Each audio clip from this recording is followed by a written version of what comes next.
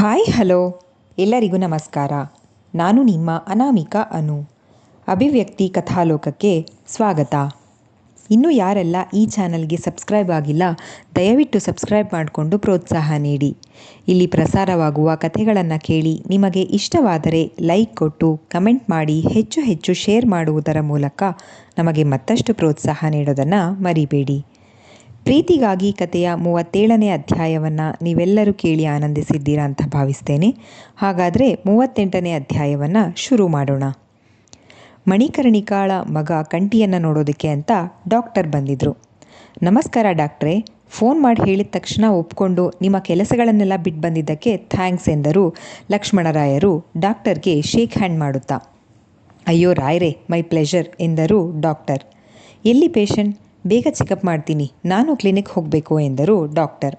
ಇಲ್ಲೇ ಮೇಲ್ಗಡೆ ರೂಮಲ್ಲಿದ್ದಾನೆ, ಬನ್ನಿ ಎಂದು ಲಕ್ಷ್ಮಣರಾಯರು ಡಾಕ್ಟರನ್ನು ಕಂಠಿ ಇದ್ದ ರೂಮ್ ಕಡೆ ಕರೆದುಕೊಂಡು ಹೋದರು. ಮಣಿಕರ್ಣಿಕಾ ಅವರಿಬ್ಬರನ್ನು ಹಿಂಬಾಲಿಸಿದಳು. ಮೊದಲೇ ಕಂಠಿಗೆ ವಾರ್ನ್ ಮಾಡಿದ್ದರಿಂದ ಬೇರೆ ಏನು ಕಪಿಚೇಷ್ಟೆ ಮಾಡದೆ ಬೆಡ್ ಮೇಲೆ ಮಲಗಿದ್ದ. ಎಲ್ಲರೂ ರೂಮಿಗೆ ಬಂದಿದ್ದನ್ನು ನೋಡಿ ಕಂಠಿ ಮೇಲೇಳಲು ಬಹಳ ಕಷ್ಟಪಡುತ್ತಿರುವ ಹಾಗೆ ನಾಟಕ ಮಾಡ್ತಾ ಇದ್ದ. ಆಗ ಲಕ್ಷ್ಮಣರಾಯರು, ಹೇ ಮಲ್ಕೊಳ್ಳೋ, ಪರವಾಗಿಲ್ಲ, ಇವಾಗ ನೋವು ಹೇಗಿದೆ, ಆರಾಮಾಗಿದೆಯಾ ಎಂದರು. ಹ್ಞೂ ಮಾವ, ಪರವಾಗಿಲ್ಲ, ನೋವು ಕಡಿಮೆ ಆಗಿದೆ ಎಂದ ಕಂಠಿ.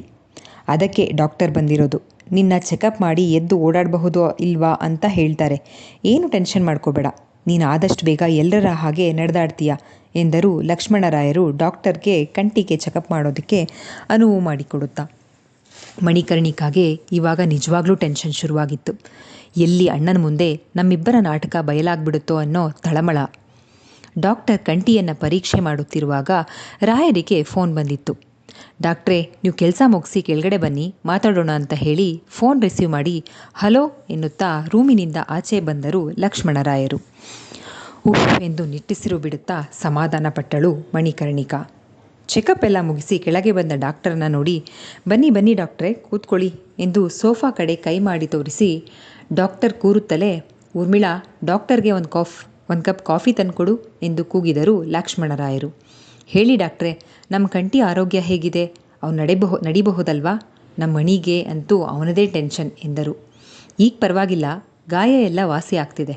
ಅದು ಬಿದ್ದ ಹೊಡೆತಕ್ಕೆ ಕಾಲಲ್ಲಿ ಮೊಣಕಾಲು ಡಿಸ್ಲೊಕೇಟ್ ಆಗಿತ್ತು ಅಷ್ಟೇ. ಈಗ ಅದನ್ನು ಆಪ್ರೇಟ್ ಮಾಡಿ ಜೋಡಿಸಲಾಗಿದೆ. ನಾಳೆಯಿಂದ ಸ್ವಲ್ಪ ಸ್ವಲ್ಪ ನಡೆಯೋಕೆ ಟ್ರೈ ಮಾಡಿಸಿ. ಸ್ಟಾರ್ಟಿಂಗ್ ಸ್ವಲ್ಪ ನೋವಾಗಬಹುದು, ಅದರ್ವೈಸ್ ನಾವು he is perfectly all right ಅಂತ ಹೇಳಿದರು. ಅಷ್ಟರಲ್ಲಿ ಊರ್ಮಿಳಾ ಕಾಫಿ ತಂದು ಕೊಟ್ಟರು. ಮಣಿಕರ್ಣಿಕಾ ನಗುತ್ತಾ ರೂಮಲ್ಲಿ ಆದ ಘಟನೆ ಬಗ್ಗೆ ರೀಕಾಲ್ ಮಾಡಿಕೊಂಡ್ಳು. ಡಾಕ್ಟರ್ ಕಂಠಿಯನ್ನು ಚೆಕಪ್ ಮಾಡ್ತಾ ಮುಖ ನೋಡಿದರು ಅನುಮಾನದಲ್ಲಿ. ಅರೆ, ಇದೇನು, ಎಲ್ಲ ಪಾರ್ಟ್ ಸರಿಯಾಗೇ ಇದೆ, ಅಷ್ಟೊಂದು ಪೆಟ್ಟು ಬಿದ್ದಿರೋದಕ್ಕೆ ಒಂದು ಮಾರ್ಕ್ ಕೂಡ ಇಲ್ವಲ್ಲ, ಇವನೇ ನಾಟಕ ಮಾಡ್ತಾ ಇದ್ದಾನಾ? ಮೊದಲು ಇದನ್ನು ರಾಯರ ಬಳಿ ಹೇಳಬೇಕು ಎಂದುಕೊಂಡು ತಿರುಗುವಷ್ಟರಲ್ಲಿ ಮಣಿಕರ್ಣಿಕಾ ಹಿಂದೆ ನಿಂತು, ಯಾಕೆ ಡಾಕ್ಟರ್, ಆಗಲೇ ಚೆಕಪ್ ಮುಗೀತಾ, ಇಷ್ಟು ಆತರದಲ್ಲಿ ಹೋಗ್ತಾ ಇದ್ದೀರಾ ಎಂದಳು. ಇವನಿಗೇನಾದರೂ ಆಗಿದ್ರೆ ತಾನೇ ಚೆಕಪ್ಪು ಟ್ರೀಟ್ಮೆಂಟು ಎಲ್ಲ. ಏನೂ ಆಗೇ ಇಲ್ಲ, ನಾಟಕ ಆಡ್ತಾ ಇದ್ದಾನೆ, ಬನ್ನಿ ನಿಮ್ಮ ಅಣ್ಣನ ಹತ್ರ ಹೇಳೋಣ ಎಂದರು ಡಾಕ್ಟರ್. ಅಯ್ಯೋ ಹೌದಾ, ನಾಟಕನಾ ಎಂದು ಗಾಬರಿಯಾದವಳಂತೆ ಕೇಳಿದಳು ಮಣಿಕರ್ಣಿಕಾ. ಹೌದು ಮೇಡಮ್, ನಾಟಕನೇ. ನೋಡಿ, ನಿಮ್ಮನೇಲೇ ಇದ್ದು ನಿಮಗೇ ಗೊತ್ತಿಲ್ಲದೆ ದ್ರೋಹ ಮಾಡ್ತಾ ನಿಮ್ಮ ಪ್ರೀತಿ ಕಾಳಜಿನ ದುರುಪಯೋಗ ಮಾಡ್ಕೋತಾ ಇದ್ದಾನೆ ಎಂದರು ಡಾಕ್ಟರ್. ಆಗ ಮಣಿಕರ್ಣಿಕಾ ಜೋರಾಗಿ ನಗುತ್ತಾ, ನೋಡಿ, ನೀವು ನಾನು ಹೇಳ್ಕೊಟ್ಟ ಹಾಗೆ ಅಣ್ಣನ ಮುಂದೆ ಹೇಳಬೇಕು, ಅದನ್ನು ಬಿಟ್ಟು ಗಾಂಚಲಿ ಮಾಡಿದ್ರೆ ಅಷ್ಟೇ. ನಿಮ್ಮ ಮಗಳು ಮಹಾರಾಣಿ ಕಾಲೇಜ್ನಲ್ಲಿ ಸೆಕೆಂಡ್ ಇಯರ್ ಡಿಗ್ರಿ ಮಾಡ್ತಾ ಇದ್ದಾಳಲ್ವಾ, ನೀವು ಮನೆಗೆ ಹೋಗೋ ಅಷ್ಟರಲ್ಲಿ ಸೇಫಾಗಿ ಮನೆಗೆ ಸೇರಬೇಕೋ ಬೇಡವೋ ಎಂದು ಅವರ ಮಗಳನ್ನು ಮುಂದೆ ಇಟ್ಕೊಂಡು ಹೆದರಿಸಿದ್ಲು. ಮೇಡಮ್, ಬೇಡ ಮೇಡಮ್, ನನಗೆ ನನ್ನ ಮಗಳು ತುಂಬ ಮುಖ್ಯ, ನಿಮ್ಮ ಕಾಲಿಗೆ ಬೀಳ್ತೀನಿ, ಅವಳಿಗೆ ಏನೂ ಮಾಡಬೇಡಿ ಪ್ಲೀಸ್, ನೀವು ಹೇಳಿದ ಹಾಗೆ ಮಾಡ್ತೀನಿ, ರಾಯರ ಹತ್ರ ನೀವು ಏನು ಹೇಳ್ಕೊಡ್ತೀರೋ ಅದನ್ನೇ ಹೇಳ್ತೀನಿ ಎಂದ ಡಾಕ್ಟರ್ ಮಗಳೆಂಬ ಎಮೋಷನಿಗೆ ತಲೆಬಾಗಿದ್ದರು. ಹಂಗೆ ಬಾ ದಾರಿಗೆ, ಇನ್ನು ಸ್ವಲ್ಪ ಹೊತ್ತು ಇಲ್ಲೇ ಇದ್ದು ಕೆಳಗಡೆ ಹೋಗಿ ನಾನು ಹೇಳ್ಕೊಟ್ಟಿದ್ದನ್ನೇ ಹೇಳಬೇಕು ಎಂದು ನಗುತ್ತಾ ಬೆಡ್ ಮೇಲೆ ಕೂತಳು. ಡಾಕ್ಟರ್ಗೆ ಆ ರೂಮಲ್ಲಿ ಇರುವವರೆಗೂ ಉಸಿರುಕಟ್ಟಿದ ಅನುಭವವಾಗಿತ್ತು. ಸ್ವಲ್ಪ ಹೊತ್ತಿನ ಬಳಿಕ ರೂಮಿನ ಬಾಗಿಲು ತೆರೆಯುತ್ತಾ ಇದ್ದ ಹಾಗೆ ಬದುಕ್ತು ಬಡಜೀವ ಎಂದುಕೊಂಡು ಸರಸರನೆ ನಡೆದು ರಾಯರು ಇರುವ ಕಡೆಗೆ ಬಂದರು ಡಾಕ್ಟರ್. ಒಮ್ಮೆ ಕೂಡ ಮಣಿಕರ್ಣಿಕಾ ಮುಖ ನೋಡದೆ ಬಿಸಿ ಬಿಸಿ ಕಾಫಿಯನ್ನೇ ನೀರು ಕುಡಿದ ಹಾಗೆ ಕುಡಿದು, ರಾಯರೇ, ನಾನಿನ್ನು ಬರ್ತೀನಿ ಎಂದು ಹೇಳಿ ಹಿಂದೆ ಕೂಡ ತಿರುಗಿ ನೋಡದೆ ಮನೆಯಿಂದ ಹೊರಬಂದಿದ್ದರು ಡಾಕ್ಟರ್. ಡಾಕ್ಟರ್ ಬಂದು ಕಂಠಿ ಈ ನಿಧಾನವಾಗಿ ಓಡಾಡಬಹುದು ಎಂದು ಹೇಳಿ ಹೋದ ಮೇಲೆ ಲಕ್ಷ್ಮಣರಾಯರು, ಮಣಿ ಇನ್ನು ಕಂಠಿ ಆರಾಮಾಗಿರ್ತಾನೆ, ಅವನ ಚಿಂತೆ ಬಿಡು ಎಂದು ಹೇಳಿದರು. ಅಂದಹಾಗೆ ಮಣಿ, ಮಹಾಕಾಳಿ ದೇವಸ್ಥಾನದ ಟ್ರಸ್ಟ್ ಅವರು ಫೋನ್ ಮಾಡಿದರು. ಇನ್ನು ಮುಂದೆ ದೇವಸ್ಥಾನದಲ್ಲಿ ಅನ್ನ ಸಂತರ್ಪಣೆ ಕಾರ್ಯಕ್ರಮ ಇಟ್ಕೋತಾರಂತೆ. ಅದರ ಸಲುವಾಗಿ ಮಾತಾಡೋಕೆ ಅಣ್ಣ ಆ ಜವಾಬ್ದಾರಿ ನಿನಗೆ ಕೊಡೋಕೆ ಹೇಳಿದ್ದಾರೆ. ನೀನು ಅದನ್ನು ನೋಡ್ಕೋತೀಯಾ ಅಂತ ಕೇಳಿದರು. ನಾನು ದೊಡ್ಡ ತಿಮಿಂಗಲ ಹಿಡಿಯೋ ಪ್ರಯತ್ನದಲ್ಲಿದ್ದೀನಿ. ಇವ್ರು ನೋಡಿದ್ರೆ ಕಾಂಜಿ ಪೀಜಿ ಸಣ್ಣ ಮೀನು ಹಿಡಿಯೋ ಕೆಲಸ ಹೇಳ್ತಾರೆ ಎಂದು ಮನದಲ್ಲೇ ಗೊಣಗಿಕೊಂಡು, ಸರಿ ಅಣ್ಣ, ಆಯಿತು, ನೋಡ್ಕೋತೀನಿ. ಅವರನ್ನು ನಾಳೆ ಮನೆಗೆ ಬರೋಕ್ಕೆ ಹೇಳಿಬಿಡಿ ಎಂದಳು ಮಣಿಕರ್ಣಿಕಾ. ಸರಿ, ನಾನು ಅವ್ರಿಗೆ ಫೋನ್ ಮಾಡಿ ಬರೋಕ್ಕೆ ಹೇಳ್ತೀನಿ. ಹಾಗೆ ಕಂಟಿನ್ಯೂ ಸ್ವಲ್ಪ ಜೊತೇಲಿ ಸೇರಿಸ್ಕೊ, ಅವನಿಗೂ ಸ್ವಲ್ಪ ಮೈಂಡ್ ರಿಲ್ಯಾಕ್ಸ್ ಆಗುತ್ತೆ. ಇಷ್ಟು ದಿನ ರೂಮ್ ಒಳಗಡೆ ಇದ್ದು ಅವನಿಗೂ ಬೇಜಾರಾಗಿರುತ್ತೆ. ಅನ್ನ ಸಂತರ್ಪಣೆ ಪ್ರೋಗ್ರಾಮ್ ಜವಾಬ್ದಾರಿ ಅವನಿಗೆ ಕೊಟ್ಬಿಡು. ಈ ಕೆಲಸ ಹೇಗೆ ಪರ್ಫೆಕ್ಟಾಗಿ ಮಾಡ್ತವನೆ ಅನ್ನೋದನ್ನು ನೋಡಿ ಆಮೇಲೆ ಮಿಲ್ ಜವಾಬ್ದಾರಿ ಕೊಡೋದಾ ಬೇಡವಾ ಅನ್ನೋದನ್ನು ಡಿಸೈಡ್ ಮಾಡೋಣ ಎಂದು ಹೇಳಿ ತಮ್ಮ ರೂಮ್ ಕಡೆ ಹೊರಟರು ಲಕ್ಷ್ಮಣರಾಯರು. ಇವ್ರು ಯಾರು ಮಿಲ್ ಜವಾಬ್ದಾರಿ ಕೊಡಬೇಕೋ ಬೇಡವೋ ಅಂತ ಡಿಸೈಡ್ ಮಾಡೋಕ್ಕೆ? ಮಿಲ್ ನಂದು, ಅದರ ಜವಾಬ್ದಾರಿ ನನ್ನ ಮಗನದ್ದು. ಅವನಿಗೆ ಯಾರೂ ಅಪ್ಪಣೆಯಿಂದನೂ ಸಿಗಬೇಕಾಗಿಲ್ಲ ಎಂದುಕೊಂಡರು ಮಣಿಕರ್ಣಿಕಾ. ಇದೆಲ್ಲ ಸೈಡಲ್ಲಿರಲಿ, ಈಗ ದೊಡ್ಡ ತಲೆನೋವಾಗಿರೋದು ಆದಿ. ಅವನನ್ನು ಸ್ವಲ್ಪ ದಿನ ಎಲ್ಲಾದರೂ ದೂರ ಕಳಿಸ್ಬಿಟ್ರೆ ಆಮೇಲೆ ಇಲ್ಲೆಲ್ಲ ನನ್ನ ಕಂಟ್ರೋಲಿಗೆ ತಗೋಬಹುದು. ಏನು ಮಾಡೋದು ಎಂದು ಯೋಚಿಸುತ್ತಾ ಇದ್ದವಳಿಗೆ ಖತರ್ನಾಕ್ ಐಡಿಯಾ ಒಂದು ಹೊಳೆದಿತ್ತು. ಆದಿಯನ್ನು ಹನಿಮೂನ್ ನೆಪ ಮಾಡಿ ಒಂದಷ್ಟು ದಿನ ಆಫೀಸ್ನಿಂದ ದೂರ ಇಡೋದು. ಹೇಗೋ ಹೊಸದಾಗಿ ಮದುವೆ ಆಗಿರೋನು, ನಾನು ಹೋಗು ಅಂದರೆ ಖಂಡಿತ ಒಪ್ಕೊಂಡು ಹೋಗ್ತಾನೆ. ಆಗ ನಾನಿಲ್ಲಿ ಎಲ್ಲ ಸರಿ ಮಾಡಬಹುದು. ಇವತ್ತೇ ಈ ವಿಷಯವಾಗಿ ಮನೆಯವರ ಹತ್ರ ಮಾತಾಡಬೇಕು ಎಂದುಕೊಂಡಳು. ಕಂಠಿ ಕೂಗಿದ ಶಬ್ದ ಕೇಳಿ ಮೇಲಿನ ರೂಮ್ಗೆ ಹೋದಳು. ಏನಾಯಿತು ಮಾಮ್, ಡಾಕ್ಟರ್ ಏನಂದ್ರು? ಎಲ್ಲ ನಾವು ಅಂದ್ಕೊಂಡು ಹಾಗೆ ಆಯಿತು ತಾನೇ ಎಂದ ಮಣಿಕಂಠ ಧ್ವನಿಯಲ್ಲಿ ಗಾಬರಿ ಮಿಶ್ರಿತ ಕುತೂಹಲವಿತ್ತು. ಡೋಂಟ್ ವರಿ ಕಂಠಿ, ಎಲ್ಲ ನಾವು ಅಂದ್ಕೊಂಡು ಹಾಗೇ ಆಗ್ತಿದೆ. ನಾಳೆಯಿಂದ ಈ ರೂಮ್ ಅನ್ನೋ ಜೈಲಿಂದ ನಿನಗೆ ಮುಕ್ತಿ. ನೀನು ಆರಾಮಾಗಿ ಓಡಾಡಬಹುದು. ಆದರೆ ಕಪಿ ಥರ ಜಿಗಿದು ಕುಣಿದು ಅನುಮಾನ ಬರೋ ಹಾಗೆ ಮಾಡಬೇಡ. ನಿಧಾನವಾಗಿ ನಡೆಯೋದನ್ನು ಪ್ರಾಕ್ಟೀಸ್ ಮಾಡೋ ಹಾಗೆ ಓಡಾಡು, ಗೊತ್ತಾಯ್ತಲ್ಲ ಎಂದಳು ಮಣಿಕರ್ಣಿಕಾ. ಸರಿ ಮಾಮ್, ನೀನು ಹೇಳಿದ ಹಾಗೆ ಮಾಡ್ತೀನಿ. ಅದು ಸರಿ ಮಾಮ್, ಅಷ್ಟು ಬೇಗ ಡಾಕ್ಟರ್ ಡೀಟೇಲ್ಸ್ ಎಲ್ಲ ಹೇಗೆ ಸಿಕ್ಕಿದ್ವು? ಅವ್ರನ್ನ ಬ್ಲ್ಯಾಕ್ ಮೇಲ್ ಮಾಡೋಕ್ಕೆ ಹೇಗೆ ಸಾಧ್ಯ ಆಯಿತು? ನನಗಂತೂ ಕ್ಯೂರಿಯಾಸಿಟಿ ತಡ್ಕೊಳ್ಳೋಕೆ ಆಗ್ತಿಲ್ಲ ಎಂದ ಕಂಠಿ. ಮೀನಿನ ಹೆಜ್ಜೆ ಗುರ್ತು ಹೇಗೆ ಕಂಡುಹಿಡಿಯೋದಕ್ಕಾಗಲ್ವೋ ಹಾಗೆ ಈ ಮಣಿಕರ್ಣಿಕಾ ಮನಸ್ಸಿನಲ್ಲಿ ಏನು ನಡೀತಿದೆ ಅನ್ನೋದನ್ನು ಯಾರಿಂದ ಕೂಡ ತಿಳ್ಕೊಳ್ಳೋದಕ್ಕಾಗಲ್ಲ. ಅದನ್ನು ತಿಳ್ಕೊಳ್ಳೋ ಪ್ರಯತ್ನ ಕೂಡ ಮಾಡಬೇಡ. ಈಗ ಮಲ್ಕೋ, ಆಮೇಲೆ ಎದ್ದು ಓಡಾಡುವಂತೆ ಎಂದು ಹೇಳಿ ಮಣಿಕರ್ಣಿಕಾ ತನ್ನ ರೂಮ್ ಸೇರಿಕೊಂಡಳು. ಬ್ಲೂ ಪ್ರಿಂಟ್ ನೋಡುತ್ತಾ ಕುಳಿತಿದ್ದ ಭವಿಷ್, ಯಾಕೋ ಈ ಪ್ರಾಜೆಕ್ಟ್ನ ಅಂದ್ಕೊಂಡ ಟೈಮ್ಗೆ ಮುಗಿಯೋದು ಕಷ್ಟ ಅನಿಸುತ್ತೆ.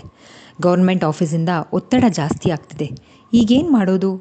ನಮಗೆ ಅವ್ರು ಹೇಳಿದ ಟೈಮ್ಗೆ ಬಿಲ್ಡಿಂಗ್ ಪ್ರೋಸೆಸ್ ಮುಗಿಸ್ಬೇಕು ಅಂದರೆ ಇನ್ನೂ ಜಾಸ್ತಿ ಮ್ಯಾನ್ ಪವರ್ ಬೇಕಾಗುತ್ತೆ. ಈಗಿರೋ ಕೆಲಸಗಾರರು ಡೇ ಆ್ಯಂಡ್ ನೈಟ್ ಕೆಲಸ ಮಾಡಿದ್ರೂ ಸಾಕಾಗಲ್ಲ ಅಂತ ಬಿಲ್ಡಿಂಗ್ ಕಾಂಟ್ರಾಕ್ಟರ್ ಹೇಳ್ತಿದ್ದ.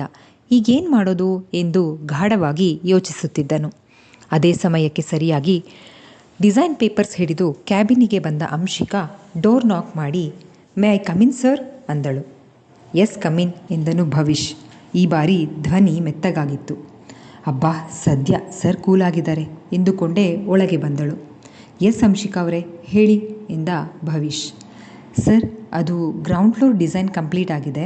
ನೀವೊಂದು ಸಾರಿ ಚೆಕ್ ಮಾಡಿ ಓಕೆ ಅಂದರೆ ನಾನು ನೆಕ್ಸ್ಟ್ ಫ್ಲೋರ್ ಡಿಸೈನ್ ರೆಡಿ ಮಾಡೋಕ್ಕೆ ಅನುಕೂಲ ಆಗುತ್ತೆ ಎಂದು ಪೇಪರ್ಸ್ಗಳನ್ನು ಭವಿಷ್ ಮುಂದಿಟ್ಟಳು. Hey, why are standing, please be seated, ಕೂತ್ಕೊಳ್ಳಿ ಎಂದನು ಕೈ ತೋರಿಸುತ್ತಾ. ಅಂಶಿಕಾ ಚೇರ್ ಮೇಲೆ ಕೂರುತ್ತಾ ಅವನ ಉತ್ತರಕ್ಕಾಗಿ ಕಾದಳು. ಓಕೆ, ಈ ಡಿಸೈನ್ಸ್ ಚೆನ್ನಾಗಿದೆ, ಇದೇ ಇರಲಿ, ಇದನ್ನೇ ರೆಡಿ ಮಾಡಿ. ಆ್ಯಂಡ್ ಹಾಸ್ಪಿಟಲ್ ಆಗಿರೋದ್ರಿಂದ ಹೆವಿ ವರ್ಕ್ ಬೇಡ, ಸಿಂಪಲ್ ಆಗಿರಲಿ ಸಾಕು ಎಂದನು ಭವಿಷ್. ಎಷ್ಟು ನಿಧಾನಕ್ಕೆ ಮಾತಾಡ್ತಾರೆ ಈ ಮನುಷ್ಯ. ಆ ಮ್ಯಾನೇಜರ್ ನೋಡಿದ್ರೆ ಎಲ್ಲರ ಕೈಲೂ ಕೋಪ ಮಾಡ್ಕೋತಾರೆ ಅಂತ ಹೇಳ್ಕೊಂಡು ಬಂದಿದ್ರು. ನಾನು ಅದೇ ನಂಬಿಕೊಂಡು ಜಮದಗ್ನಿ ವಿಶ್ವಾಮಿತ್ರ ಅಂತ ಹೆಸರಿಟ್ಟು ಬಿಟ್ಟಿದ್ದೆ ಎಂದು ನೆನಪಿಸಿಕೊಂಡು ಒಳಗೆ ನಗುತ್ತಾ, ಓಕೆ ಸರ್, ನೀವು ಹೇಳಿದ ಹಾಗೆ ಪ್ರಿಪೇರ್ ಮಾಡ್ತೀನಿ ಎಂದು ಹೊರಟವಳನ್ನು ಕೂಗಿ, ಆವಾಗಿಂದ ಆಫೀಸ್ ಬಾಯ್ ಕಾಣಿಸ್ತಿಲ್ಲ, ಅಲ್ಲಿದ್ದರೆ ಸ್ವಲ್ಪ ಕಾಫಿ ಕಳಿಸ್ತೀರಾ ಎಂದನು ಭವಿಷ್.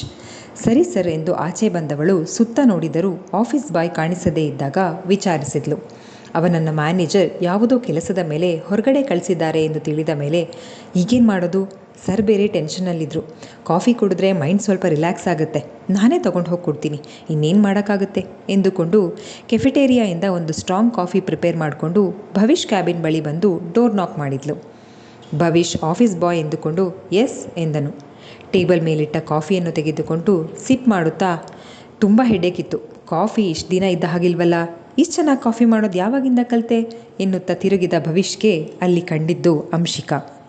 ಅಂಶಿಕಾ, ನೀವು ನೀವ್ಯಾಕೆ ಇದೆಲ್ಲ ತರೋಕ್ಕೆ ಹೋದ್ರಿ? ನಾನು ಹೇಳಿದ್ದು ಆಫೀಸ್ ಬಾಯ್ಗೆ ಹೇಳಿ ಅಂತ, ಆ್ಯಂಡ್ ಇದನ್ನೆಲ್ಲ ಮಾಡೋಕ್ಕಂತಾನೆ ಅವ್ರಿಗೆ ಸ್ಯಾಲ್ರಿ ಕೊಡೋದು ಎಂದ ಭವಿಷ್. ಹೌದು ಸರ್, ನಾನು ಆಫೀಸ್ ಬಾಯ್ ಹತ್ರನೇ ಹೇಳೋಣ ಅಂತ ಬಂದೆ, ಬಟ್ ಅವರನ್ನು ಮ್ಯಾನೇಜರ್ ಬೇರೆ ಕೆಲಸದ ಮೇಲೆ ಹೊರಗಡೆ ಕಳಿಸಿದ್ದಾರೆ ಅಂತ ಗೊತ್ತಾಯಿತು, ಸೊ ನಾನೇ ತೊಗೊಂಡು ಬಂದೆ ಎಂದಳು ಅಂಶಿಕಾ. ನೋಡಿ, ಈ ನೆಪದಲ್ಲಾದರೂ ಒಂದು ಒಳ್ಳೆ ಕಾಫಿ ಕುಡ್ದು ಹಾಗಾಯಿತು. ಟೆನ್ಷನ್ನಲ್ಲಿ ತಲೆನೋವು ಬಂದಿತ್ತು, ಈಗ ಸ್ವಲ್ಪ ರಿಲ್ಯಾಕ್ಸ್ ಅನ್ನಿಸ್ತಿದೆ ಎಂದ Bhavish. Sir, if you don't mind project ವಿಚಾರ ಆದರೆ ಹೇಳಿ ಎಂದಳು ಅಂಶಿಕಾ. ಎಸ್, ಪ್ರಾಜೆಕ್ಟ್ ವಿಚಾರನೇ, ಕೂತ್ಕೊಳ್ಳಿ ಹೇಳ್ತೀನಿ. ಆಮೇಲೆ ಒಂದು ಒಳ್ಳೆ ಸಜೆಷನ್ ಕೊಡಬೇಕು ನೀವು ಎಂದ ಭವಿಷ್. ನೋಡಿ, ಇದು ಹಾಸ್ಪಿಟಲ್ ಪ್ರಾಜೆಕ್ಟ್, ಇದಕ್ಕೆ ಟೈಮ್ ಲಿಮಿಟ್ ಇದೆ. ಅಂದರೆ ಮೊದಲು ಕೊಟೇಶನ್ ರೆಡಿ ಮಾಡಿಕೊಟ್ಟಾಗ 1 ವರ್ಷದಲ್ಲಿ ಪ್ರಾಜೆಕ್ಟ್ ಕಂಪ್ಲೀಟ್ ಮಾಡಿಕೊಡ್ತೀವಿ ಅಂತ ಗೌರ್ಮೆಂಟ್ ಜೊತೆ ಟೈಅಪ್ ಆಗಿತ್ತು. ಆ 1 ವರ್ಷದಲ್ಲಿ ಈಗ ಆಗಲೇ 3 ಮಂತ್ಸ್ ಕಳೆದು ಹೋಗಿದೆ. ಇನ್ನು ನಮಗಿರೋ ಟೈಮ್ 9 ಮಂತ್ಸ್ ಅಷ್ಟೇ. ಅದು ಅಲ್ಲದೆ ನಮ್ಮ ಹತ್ರ ಇರೋ ವರ್ಕರ್ಸ್ ಕಡಿಮೆ. ಅವ್ರನ್ನ ಡೇ ಆ್ಯಂಡ್ ನೈಟ್ ಕೆಲಸ ಮಾಡಿಸ್ಕೊಂಡ್ರು ವರ್ಕ್ ಮುಗಿಯೋದಕ್ಕೆ ಮಿನಿಮಮ್ 1 ಇಯರ್ 3 ಮಂತ್ಸ್ ಬೇಕಾಗುತ್ತೆ. ಅದು ಅಲ್ಲದೆ ವರ್ಕರ್ಸ್ನ ಹೈಯರ್ ಮಾಡೋಕ್ಕಂದರೆ ಈ ಸಿಟಿಲಿ ಅಷ್ಟೊಂದು ಜನ ವರ್ಕರ್ಸ್ ಸಿಗಲ್ಲ. ಏನು ಮಾಡೋದು ಅಂತ ಕಾಂಟ್ರಾಕ್ಟರ್ ಹೇಳ್ತಿದ್ದ. ಅದೇ ನನಗೆ ಯೋಚನೆ ಆಗ್ತಿದೆ. ಇದಕ್ಕೆ ನೀವೇನಾದರೂ ಸೊಲ್ಯೂಷನ್ ಕೊಡಬಹುದಾ ಎಂದ ಭವಿಷ್ ಮಾತುಗಳನ್ನು ಕೇಳಿ ಅಂಶಿಕಾಗೂ ಹೌದು, ಅಷ್ಟು ಜನ ವರ್ಕರ್ಸ್ನ ಅಟ್ ಎ ಟೈಮ್ ಹೈಯರ್ ಮಾಡೋಕ್ಕಾಗಲ್ಲ ಎಂದು ಯೋಚಿಸುತ್ತಾ ಇದ್ದವಳು, ಸರ್, ಒಂದು ಐಡಿಯಾ ಹೀಗೆ ಮಾಡಬಹುದಾ ನೋಡಿ ಎಂದಳು. ಭವಿಷ್ ಯಾರೇ ಐಡಿಯಾ ಕೊಟ್ಟರೂ ತೆಗೆದುಕೊಳ್ಳುವ ಪರಿಸ್ಥಿತಿಯಲ್ಲಿದ್ದ. ಒಟ್ಟಿನಲ್ಲಿ ಅವನಿಗೆ ಪ್ರಾಜೆಕ್ಟ್ ಯಶಸ್ವಿಯಾಗಿ ಮುಗಿಯೋದಷ್ಟೇ ಪ್ರಾಮುಖ್ಯತೆ ಆಗಿತ್ತು. ಎಸ್, ಹೇಳಿ ನೋಡೋಣ. ಪ್ರಾಜೆಕ್ಟ್ಗೆ ಅನುಕೂಲ ಆಗುತ್ತೆ ಅಂದರೆ ಯಾಕಾಗಬಾರ್ದು ಅಂದ ಭವಿಷ್.